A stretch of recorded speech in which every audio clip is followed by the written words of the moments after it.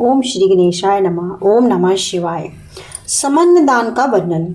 सुवर्ण, भूमि, गो आदि का दान देने वाले दोनों ही कल्याणकारी होते हैं। गोदान, भूमिदान, विद्यादान तथा तुलादान महान कल्याण कारक हैं। जाचकों को श्रद्धा के साथ गाय, अन्न, भोजन, वस्त्र, छाता, जूते आदि का दान अवश्य देना चाहिए। ब्राह्मण को और दीन व्यक्तियों को उदारता से दान देने से परम कल्याण होता है। 10 प्रकार के महादान हैं जो इस प्रकार हैं: स्वर्ण, तिल, हाथी, कन्या, दासी, घर, रथ, मणि, कपिला गो, अन्न। इनको दान करने से मनुष्य भव सागर से पार हो जाता है। राजा रघु ने स्वर्णमयी पृथ्वी का दान करके महान यश कमाया था।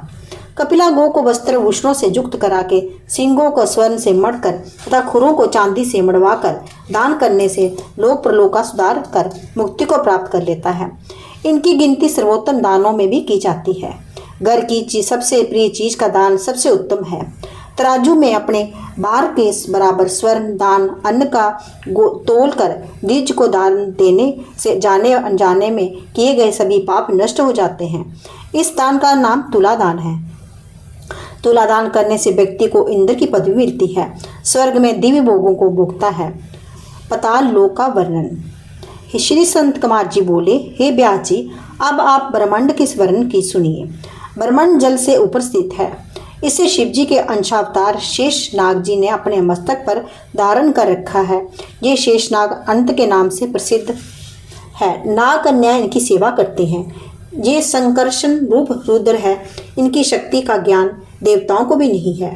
पृथ्वी के नीचे 7 लोक हैं जिनके नाम क्रमशः अतल, वितल, सुतल, रसातल, तलातल, पताल हैं। प्रत्येक लोक के 10-10 हजार योजन लंबा चौड़ा और 20-20 हजार योजन ऊंचे हैं। इनमें दैत्य और नाग आदि निवास करते हैं। इन लोकों में मणियों का प्रकाश रहता है। इनमें अनेक निर्मल जल के सरोवर हैं। इन सरोवरों में नाना प्रकार के कमल खिले रहते हैं। जलाशय तथा नदियों में बोरे गूंजते रहते हैं। देवकन्या और नाग कन्या उबटन, स्नान, बेनु, बादन, बीना की जनकार आदि से लगातार विलास में व्यस्त रहती हैं। इन लोकों को सिद्ध नाग, दानव, मनुष्य तप के द्वारा ही भोगते हैं। नरकों से मुक्ति का उपाय। संत कुमार जी बोले, रौरव, शुक्र, महाज्वाला, तप्त, कुंड, लवन, लोहित, अस्पत्र, पन, बेतरनी, बाला, बक्ष, सालभूत, महारौरव आदि नरकों में मनुष्य नाना प्रकार के क्लेश पाकर अपने अपने कोपों को भोगते हैं। यहाँ व्यक्ति अनेक यातनाएं पाते हैं। असंख्य नरक हैं जिनके पापी होने अपने कर्मों के अनुसार यातनाएं भोगते हैं। बड़े बड़े पाप प्रायश्चित से दूर किए जाते हैं। ये प्रायश्चित अनेक प्रकार के हैं। इनमें सबसे उत्तम प्रायश्चित तो भगवान भोलेनाथ का नाम है। आप पाप दुखदाई और पुण्य सुख देने वाला होता है। वास्तव में सच्चा सुखदाता संसार में कोई नहीं है। सुख दुख सभी मन को प्रकल्पना है। ब्रह्म ज्ञान की प्राप्त करना ही परम श्रेयस्कर है।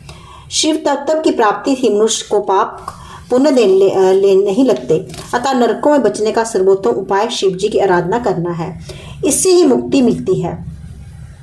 7 दीपों का वर्णन। जम्बू, पलक्ष, शालमली, कुश, क्रोच, शरक, पुष्कर नाम के ये 7 द्वीप हैं। इनके चारों ओर 7 समुद्र हैं जो क्रमशः क्षार जल, ईख के रस, घी, दूध, दही और मधुर बल से परिपूर्ण है। सुमेरु पहाड़ के बीच में है। ये पहाड़ 64 कोस तक फैला है। ये 336 कोस ऊंचा है। इसके दक्षिण में इंद्रकूट नामक पर्वत है। ये सभी पहाड़ 40 हजार कोस के विस्तार में फैले हुए हैं। 40,000 कोस के विस्तार में भारतवर्ष स्थित है, जिसमें सुमेरु दक्षिण में हर्ष पर्वत है, उत्तर में रमेक है, इसके नज़दीक ही हिरण्मय है, उत्तर में कुरव देश है। ये सभी 9,000 योजन में परिमाण है। बीच में इलावृत पर्वत है, पूर्व में मंदिराचल तथा दक्षिण में गंधमादन पर्वत, पश्चिम में विपुल, उत्तर में सुरार्ष पर्वत शिखरों के साथ इलावृत के सहित मेरू मिलते हैं। जम्बू द्वीप ये भारतवर्ष के दक्षिण में 100 योजन का है। ये समुद्र से उत्तर की ओर तथा हिमालय से दक्षिण की ओर स्थित है। इसमें कर्म भूमि कहते हैं। यहाँ प्राणी स्वर्ग एवं नरक का फल मिलता है। इस द्वीप के 9 खंड हैं। इंद्र, दमन, केसरु, तरामबन, गामस्युन, नाग, दीप, सोम्ब, गंधर्व, वरुण नामक 8 खंड हैं। 9वां भारत खंड है। इसके में उत्तर ऋषि मुनियों का निवास है, दक्षिण में जवन, पूर्व में विकरात है। यहाँ पर ब्राह्मण, क्षत्रिय, वैश्य तथा शूद्र जाति के मनुष्य रहते हैं। ये सभी तरह के युद्ध, व्यापार, सेवा आदि में सक्षम होते हैं। पुष्कर द्वीप, ये द्वीप मधुर जल वाले सागर से गिरा है तथा पूर्व के द्वीप से दुगना बड़ा है।